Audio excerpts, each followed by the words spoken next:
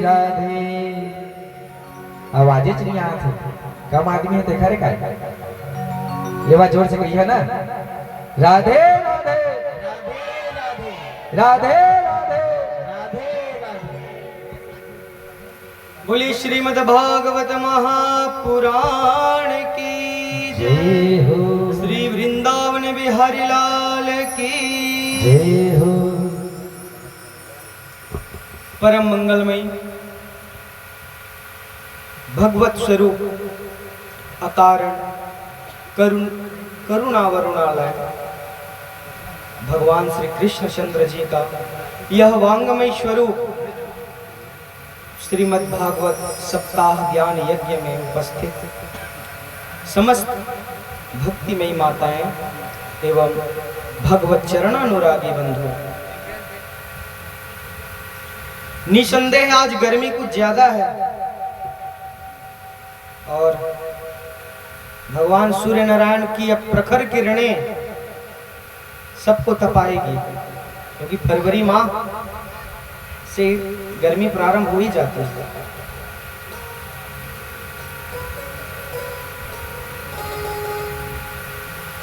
तो ये गर्मी जो है, गर्मी को शांत करने के लिए दो पंखा इधर लगा हुआ है और आप सबको प्रकृति की हवा मिल रही है। देखिए, जब गर्मी बढ़ती है तो गर्मी से बचने के लिए लोग क्या क्या नहीं करते। एसी में बैठेंगे, कूलर में पानी भरेंगे, ज्यादा हुआ तो तालाब में जाकर के डुबकैया लगाएंगे। किस लिए? गर्मी। गर्मी क्यों? भगवान सूर्य नारायण की प्रखर किरणें जो धरातल में प्रचंड ताप दे रही है, इसलिए। सोचिए, केवल एक सूर्य है और एक सूर्य से हम इतने तप जाते हैं। ऐसे ही हमारे भीतर 10 सूर्य हैं, 10 सूर्य जो दिन रात तपते रहते हैं। उसको क्या कहते हैं? टेंशन। सन यानी सूर्य और 10 यानी 10। तो 10 सूर्य जिसके भीतर तप रहा हो, सोचिए उसका क्या हाल होता होगा। तो जिसके भीतर है टेंशन, तो उस टेंशन को दूर करने के लिए श्रीमद् भागवत सप्ताह ज्ञान यज्ञ, ये जो ज्ञान गंगा बह रही है, इस बहती हुई धारा में स्नान करो तो अंदर के जो टेंशन का जो ताप है वो समाप्त हो जाएगा। संत महात्माओं को आप देखिएगा, न तो कूलर के सामने रहेंगे न एसी, वो तो दिन रात उनका शरीर तपता रहता है, लेकिन अंदर से बिल्कुल शीतल होते हैं। चाह गई चिंता मिटी, मनुआ बेपरवाह, और जाके कछु न चाहिए सो ही साहंसा। तो महात्माओं लोग अंदर से बड़े शीतल होते हैं और बाहर से चाहे जितना तप जाए उनको फर्क नहीं पड़ता। इसलिए जो अंदर ही अंदर डिप्रेशन में चले जाते हैं, वो या तो उटपुटांग हरकत करेंगे या तो अपना शरीर यही त्याग करके चले जाते हैं। क्यों? क्योंकि अंदर में उनके टेंशन चल रहा है और अनेक प्रकार की टेंशन। तो इसी टेंशन के ताप को दूर करने के लिए श्रीमद् भागवत ज्ञान गंगा आपके इस निज ग्राम में प्रवाहित हो रही है। इसलिए आप सबसे मेरा निवेदन है कि आइए और खूब इस ज्ञान गंगा में गोता लगाइए। देखिए, भगवान ने 2 दिव्य धाराएं इस धराधाम में प्रकट की है, लोक कल्याण के लिए, मनुष्यों के कल्याण के लिए। एक भगवान के चरण से निकली भागीरथी गंगा और एक भगवान के मुखारबिंद से निकला हुआ श्रीमद् भागवत ज्ञान गंगा। तो दो गंगाएं भगवान के चरण से और मुखारबिंद से प्रकट हुई और दोनों ही जीव के कल्याण के लिए ही भगवान ने इस धराधाम में इनको प्रकट किया है। तो क्या हम दोनों को बहनें कह सकते हैं? बिल्कुल कह सकते हैं।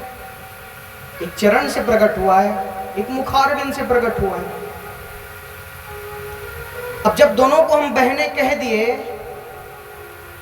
तो दोनों में बड़ी कौन है और छोटी कौन है? वैसे तो दोनों कल्याणकारी हैं, किसको छोटा बड़ा कहें? परंतु अगर तुलना करें तो चरण की अपेक्षा मुखारबिंद का स्थान उच्च होता है। इसलिए चरण से निकली गंगा से ऊंचा भगवान के मुखारबिंद से निकली हुई ज्ञान गंगा श्रेष्ठ दिखाई पड़ती है। लेकिन भगवान के तो प्रत्येक अंग चिंतनीय है, चिंतन करने योग्य है। और तुलसीदास जी भी ने कहा था कि चरणार विंद का ही ध्यान किया जाए, मुखार विंद का नहीं।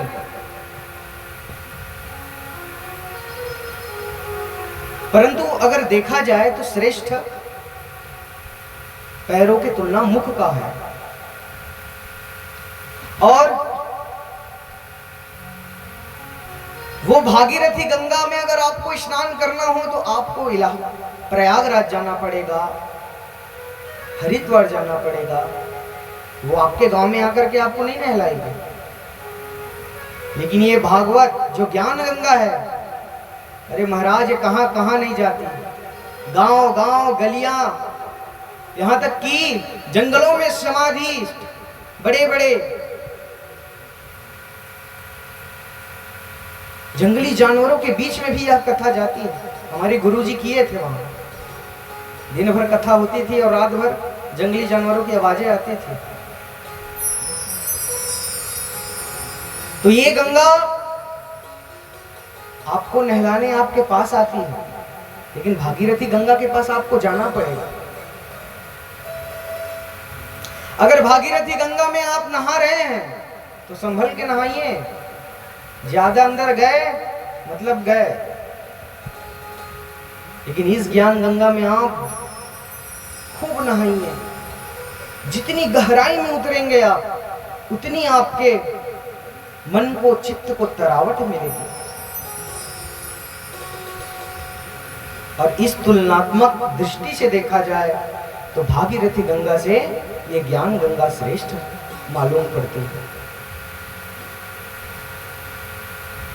बोले श्रीमद् भागवत महापुराण की जय हो। आइए हम सब कल के उस कथा में अपने मन को एकाग्र करके उस स्थान में प्रविष्ट होते हैं। कल हम सब ने सुना था कि भक्ति मैया अपने दोनों पुत्र को लेकर के कितना चिंता में डूबी हुई थी। और तब नारद जी ने उनकी चिंता दूर करी। और जैसी चारों भैयाओं ने, सनक, सनातन, सनंदन और सनत कुमार, इन्होंने हरिद्वार के बीच देहरी पर जब इस भागवत का गान किया, तभी भक्ति मैया अपने दोनों पुत्रों के साथ भक्ति सुतौ तरुणो गृहीत्वा प्रेमैक रूपा सहसा विराशी। भक्ति सुतौ तरुणो गृहीत्वा प्रेमैक रूपा सहसा विराशी। श्री कृष्ण गोविंद हरे मुरारी नाथेति नामा निमुर वदन्ति। श्री कृष्ण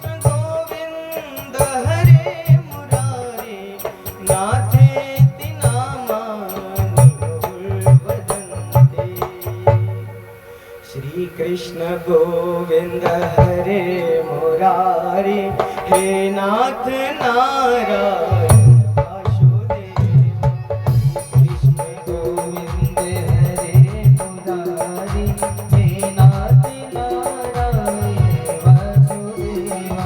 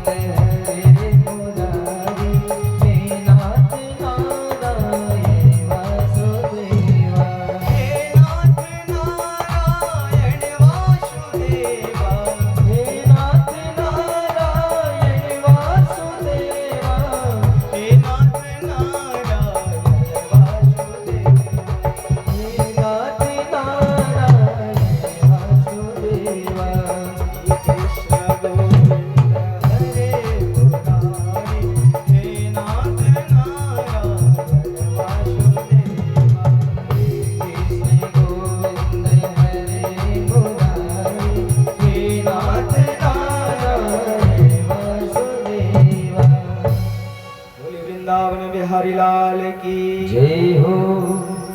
तो भक्ति सुतौ तौ तरुणो गृहीत्वा प्रेम रूपा सहसा विरासी। भक्ति मैया अपने दोनों पुत्र के साथ स्वस्थ मस्त होकर के मैया के साथ ताता थैया करके नृत्य कर रही है, केवल इस भागवत के महात्मा का श्रवण करके। अब सोचिए, भागवत के महात्म्य में इतनी शक्ति है, तो संपूर्ण द्वादश स्कंद में कितनी शक्ति होगी। लेकिन नारद जी खुश तो हुए कि जिनको स्वस्थ करने के लिए मैं इतना चिंता कर रहा था, वो इस भागवत के महात्मा के श्रवण करने मात्र से स्वस्थ हो गए। और प्रसन्न होकर के चारों भैयाओं से प्रश्न करते हैं कि महाराज, कि इस भागवत से कैसे कैसे पापी का उद्धार हो सकता है। तब चारों भैयाओं ने कहा, कैसे कैसे पापी, ये तुम्हारा प्रश्न ही छोड़ दो। ऐसे ऐसे पापियों का उद्धार होगा जो जीवन पर्यंत पाप के सिवा कुछ नहीं किया हो, और यहां तक पाप करते करते मर भी गया हो, तब भी उसकी आत्मा को सद्गति देने वाला यह श्रीमद् भागवत महापुराण उपस्थित है। नारद जी कहते हैं, अच्छा भैया, तो कोई प्रमाण है आपके पास? तब चारों भैया उनको प्रमाण बताते हैं कि इतिहास में तुंगभद्रा नदी के किनारे एक गांव था, जहां एक ब्राह्मण रहते थे और नाम था उनका आत्मदेव शास्त्री। उनको द्वितीय में और भास्कर, ज्ञानियों में भास्कर कहा जाता था। बड़े ज्ञानी थे, विद्वान थे, और उनकी एक पत्नी थी जो उनसे बिल्कुल विपरीत थी। नाम उनका धुंधली देवी। बड़ी झगड़ालू, इधर की बात उधर, उधर की बात इधर, चुगली करने में उसको बड़ा मजा आता था। पूरा आस पड़ोस उसके नाम से कांपते थे। जब तक दिन भर में 2-4 लोगों से झगड़ा नहीं कर लेती, तब तक उसके पेट का खाना पचता नहीं था। फिर भी आत्मदेव शास्त्री जो ब्राह्मण थे, कैसे भी करके अपने पत्नी के साथ गुजारा चला रहे थे। घर में सब चीज था, धन संपदा परिपूर्ण, परंतु संतानहीन थे। एक भी संतान नहीं थे। घर में एक गौ माता भी रखे थे, उनके भी कोई संतान नहीं। एक दिन तो आत्मदेव बड़ा दुखी हुआ, एकदम परेशान होकर के जंगल चले गया कि मेरे संतान ही नहीं है, तो मैं यह जीवन जी करके क्या करूंगा। ब्राह्मण कभी भी पितरों का तर्पण करते थे तो उनकी आंखों से आंसू निकल आता था कि आज मैं जीवित हूं तो मैं अपने पितरों को जल दे रहा हूं, कल को नहीं रहूंगा तो मेरे तो कोई संतान नहीं है। और इस बात से इतने दुखी हुए कि चले गए जंगल मरने के लिए और एक वृक्ष के नीचे बैठकर बड़े जोर जोर से विलाप करके रो रहे हैं।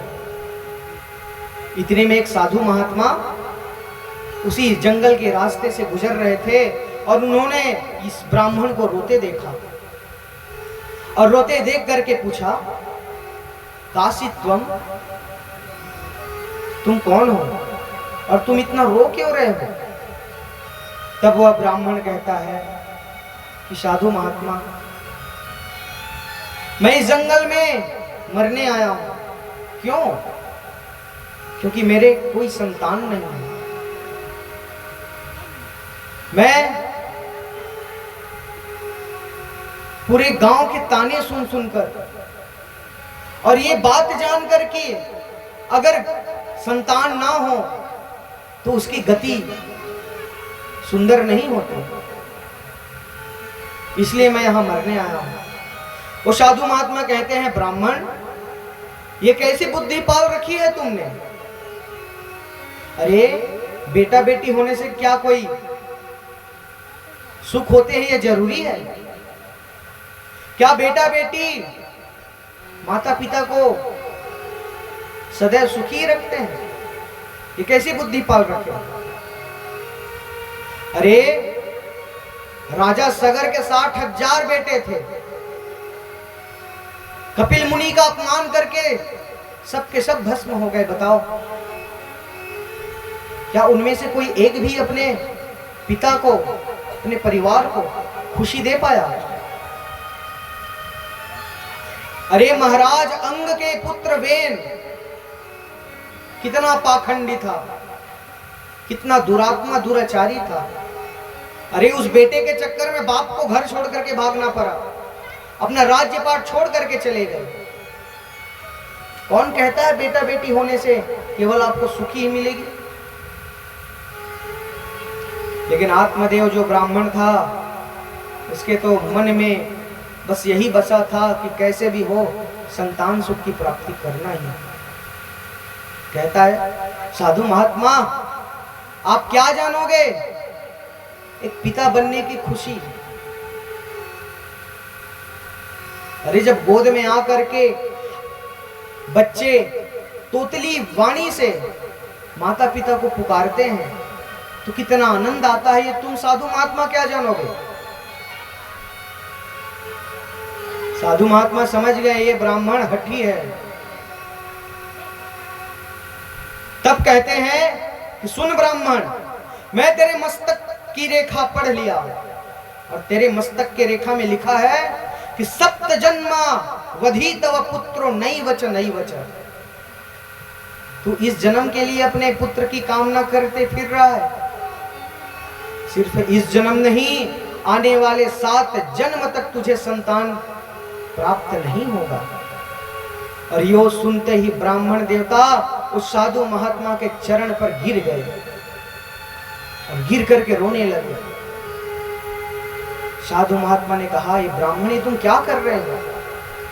तो ब्राह्मण देवता कहते हैं कि मैं तो इसी जन्म के लिए भी रो रहा था, आपने तो 7 गुना और बढ़ा दिया। अब तो मैं नहीं जानता, मुझे आप संतान दीजिए, क्योंकि मुझे पता है कि भक्त साधु संत महात्माओं के वचन को भी विधाता मिटा नहीं सकता। और मुझे पूरा भरोसा है कि आप मुझे संतान दे सकते हैं। और अगर आप ये संतान नहीं दिए तो मैं आपके चरण में अपना सर पटक करके अपना प्राण यहीं छोड़ जाऊंगा और आपको ब्रह्म हत्या लगेगी। अब तो साधु महात्मा डर गए। अच्छे भले राम राम करते जा रहे थे, ये कहां बला करके मेरे सर लग गया। अच्छा सुनो, ब्राह्मण देवता आप खड़े हो जाइए। यो कहते हुए उनको खड़ा किया, बगल बैग से अपने एक फल निकाला और फल निकाल करके उस आत्मदेव शास्त्री को दिया और कहा कि ये फल लेकर के चले जाओ और अपने पत्नी को खिलाना। और निश्चय ही इस फल के ग्रहण करने से वह गर्भवती हो गई। अब तो आत्मदेव ब्राह्मण बड़ा प्रसन्न हो गया, एकदम खुश हो गया और साधु महात्मा की जय जयकार करने लगा। साधु महात्मा, आप सब बड़े दयालु होते हैं, मुझे सब बात पता था। और कहता है कुछ नियम है इस फल को खाने के बाद। साधु महात्मा कहते हैं एक समय भोजन करना, शुद्ध भोजन करना, अतिथियों की सेवा करना इत्यादि सब उनको यह शुभ कर्म बताया गया। अब तो आत्मदेव शास्त्री प्रसन्न होकर के गया घर और दरवाजा खटखटाता है, अरे अरे सुनती हो? इतने में धुंधली आ गई, दरवाजे खोल करके कहती है क्या हो गया, इतने जोर जोर से आवाज लगा रहे हो, कुछ लाए हो क्या मेरे लिए? ब्राह्मण कहता है ये देखो ये फल लेके आया हूं तेरे लिए, जा जल्दी फटाफट इसको खा ले। धुंधली कहती है हे राम राम, मुझे लगा बाहर गए हो तो मेरे लिए 9 लखा हार लेके आए हो और एक छोटा सा फल लेकर के इतना जोर से चिल्लाने की क्या जरूरत है? तब साधु उस ब्राह्मण देवता कहते हैं अपनी पत्नी को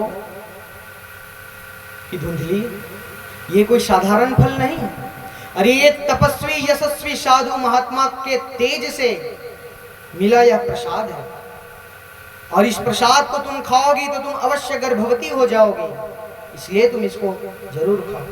अब तो धुंधली सोचने लग गई मेरे पति पता नहीं किस साधु महात्मा से मिल करके आए हैं, पता नहीं कोई जादू टोना तो नहीं कर दिया इस फल में।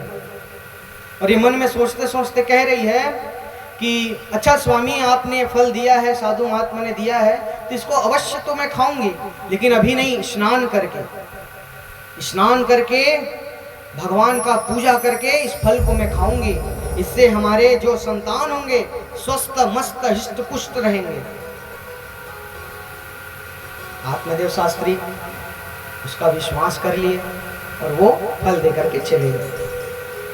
अब धुंधली नहा धो करके आई, फल को पकड़ के बैठी है, खाऊं कि ना खाऊं, खाऊं कि ना खाऊं। इतने में एक पड़ोसन आ गई और बहना धुंधली क्या कर रही हो? धुंधली सोच में पड़ी है, अरे किस बारे में इतना सोच रही हो? तब धुंधली कहती कि बहना मेरे पति ये फल लेकर के दिए हैं मुझे और कहते हैं इसको खाने से बच्चा होगा। अब तू ही बता, फल खाने से कभी बच्चा होता है? पता नहीं कहां कहां की बुद्धि पाल करके घूमते फिरते हैं मेरे पति।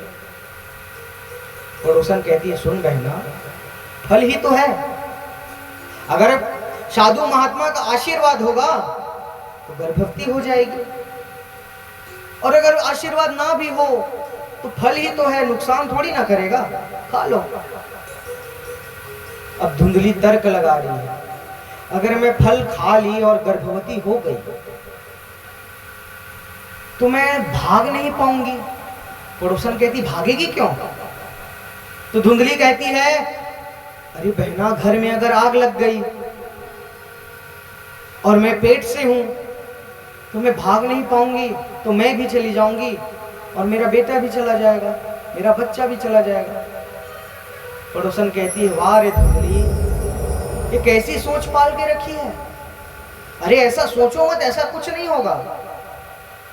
फिर थोड़ी देर हुई, धुंधली फिर सोचने लगी और सोच करके फिर कहती बहना फल खा ली मैं, गर्भवती हो गई, और गर्भवती हो गई तो फिर मेरा भोजन भी कम हो जाएगा, और मेरा भोजन कम हुआ तो मैं पतली दुबली हो जाऊंगी, और पतली दुबली हो गई तो बाहर पड़ोसियों से लड़ेगा कौन?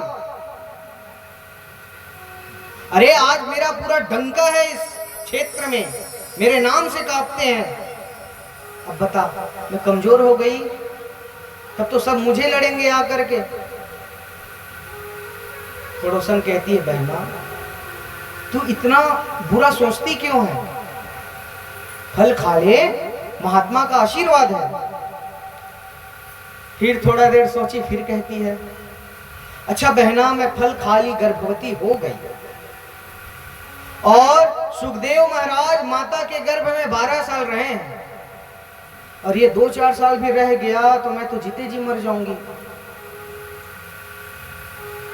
पड़ोसन समझा समझा के थक गई धुंधली को, लेकिन धुंधली फल का भक्षण नहीं की, फल को नहीं खाई। इतना कुतर्क करी, इतना कुतर्क करी, पड़ोसन भी माथा पकड़ के अपने घर चली गई। इतने में उसकी छोटी बहन आ गई धुंधली की, जिसके पीछे 2 बच्चे, आगे 2 बच्चे, एक बच्चे इधर गोद में और एक बच्चा पेट अंदर है। बताइए, इतने बच्चे को लेकर के उसकी छोटी बहन पहुंचती है धुंधली के यहाँ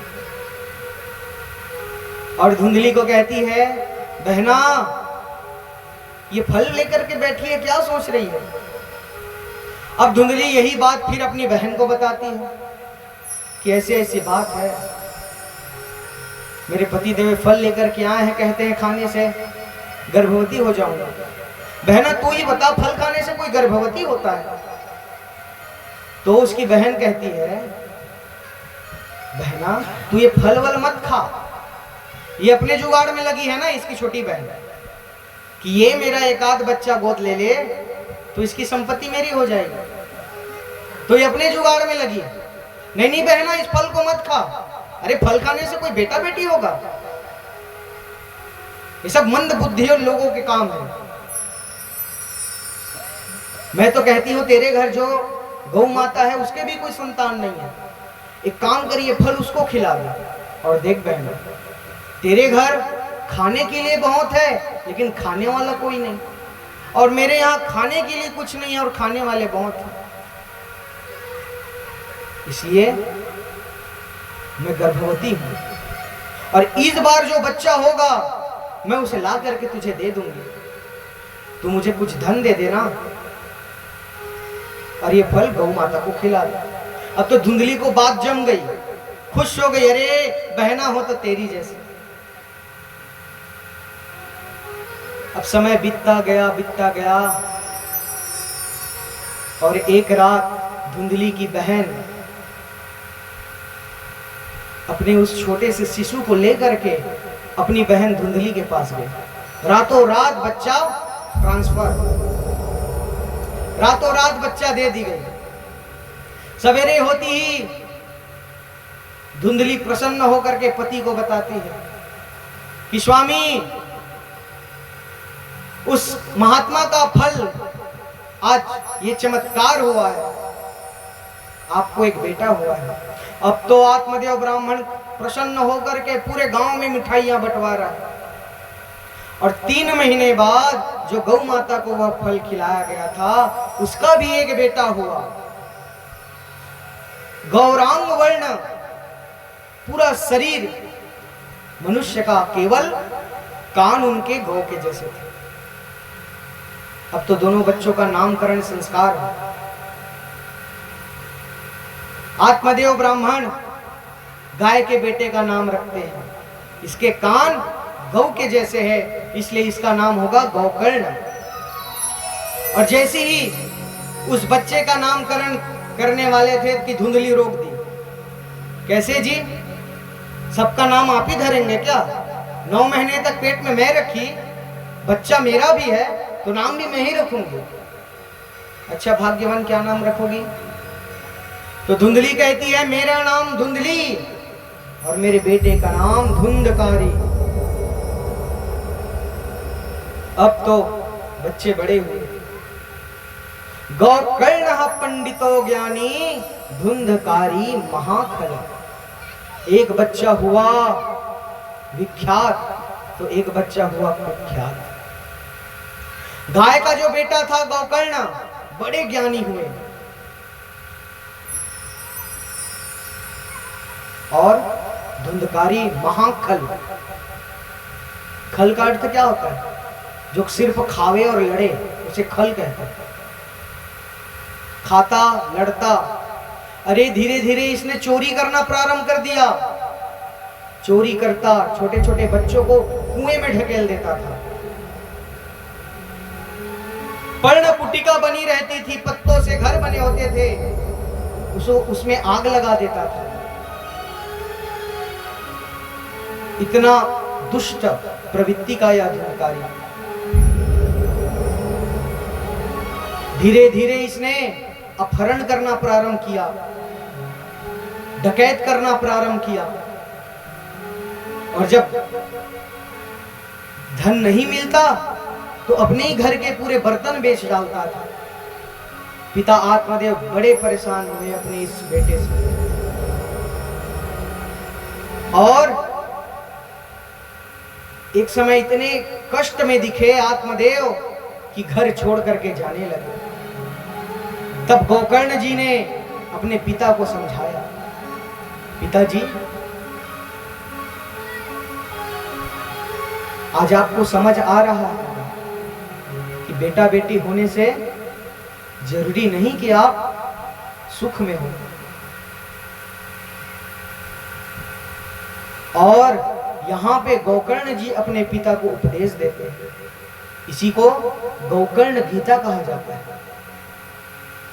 धनहीन कहे धनवान सुखी, धनवान कहे धन राजा को भारी,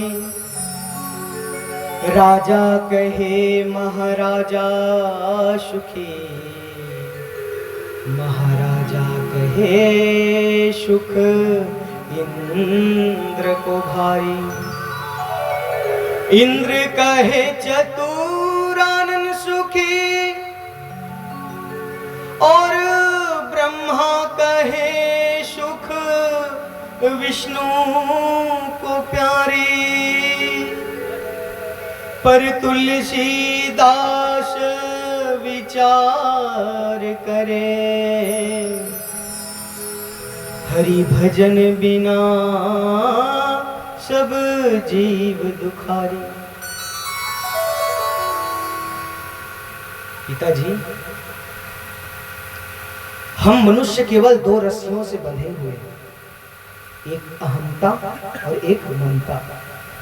मैं ते मोर और तोर ते माया, इन्हीं दो रस्सियों से बंधे हुए हैं मनुष्य। ये शरीर को मैं मान लेना, देखिए ये शरीर हम नहीं है। पंचायती धर्मशाला बनता था, वैसे ही ये भी एक पंचायती धर्मशाला ही है। 5 तत्वों से बना है ये भी। क्षिति जल पावक गगन शमीरा, पंचरचित अधम शरीरा। तो 5 तत्वों से ये शरीर बना। तो जैसे पंचायती धर्मशाला होती थी तो यात्रीगण आते थे, रुकते थे और चले जाते थे, ऐसा ही ये भी पंचायती धर्मशाला की तरह है। यहां भी हम आए हैं, यहां रहेंगे और फिर इसको भी छोड़ करके जाना है। इसलिए यह शरीर मैं नहीं हो सकता। और इस शरीर के जितने संबंधी हैं उनको हम मेरा समझते हैं, मैं और ये सब मेरे हैं। हम इन्हीं दो रस्सियों से बंधे हुए हैं, मैं ते मोर तोर ते माया। माया की यही दो रस्सियां हैं। इसलिए पिताजी इन रस्सियों को तोड़ दो और प्रभु के चरणों में अपने चित्त को लगाओ। ब्राह्मण कहता है कि बेटा, मन भगवान के चरणों में लगाऊं कैसे? तो अपनी इंद्रियों को काबू में करिए और उस इंद्रियों को भगवान के तरफ मोड़ दीजिए। देखिए, ताला में चाबी होती है, ये मन रूपी ताला में चाबी अगर घुसाओ तो इधर मोड़ोगे तो खुलेगा, इधर मोड़ो तो बंद होगा। उसी प्रकार इस मन को भी भगवान की तरफ अगर मोड़ दो तो जीवन संवर जाएगा, और अगर संसार की तरफ मोड़ो तो यही जीवन बंध जाएगा। इतना सुंदर उपदेश गोकर्ण महाराज ने अपने पिता को दिया। और आत्मदेव ब्राह्मण जंगल की ओर चले गए और श्रीमद् भागवत के 10वें स्कंध का पाठ करके अपना कल्याण किया। अब पिताजी के जाने के बाद इधर धुंधकारी अपनी मां धुंधली को परेशान करने लग गया। कहता है कि मां बता, माल कहां छुपा रखी है? अरे पिताजी चले गए, सब तुमको ही बताए होंगे, इसलिए बता दो, नहीं तो तुम्हारी जिंदगी मेरे हाथ में है। अब तो मां घबरा गई और आधी रात को घर छोड़ करके निकल गई, कुआं में गिर करके आत्महत्या कर ली। अब घर में बचे केवल 2 भाई। गोकर्ण जी ने सब देखा, पिताजी चले गए, माता चली गई, मुझे भी चले जाना चाहिए। और गोकर्ण जी बड़े भाई धुंधकारी से आज्ञा लेकर के तीर्थ यात्रा करने चले गए। अब धुंधकारी अकेला, देखिए दुष्टता को स्वतंत्रता बड़ी प्रिय होती है। जो दुष्ट व्यक्ति होता है उसको स्वतंत्रता बड़ा प्यारा लगता है।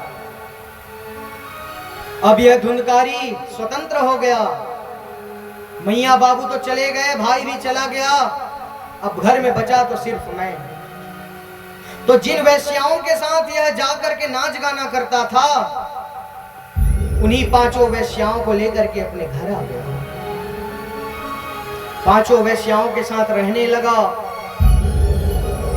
और एक दिन इसने राजा के घर में चोरी किया।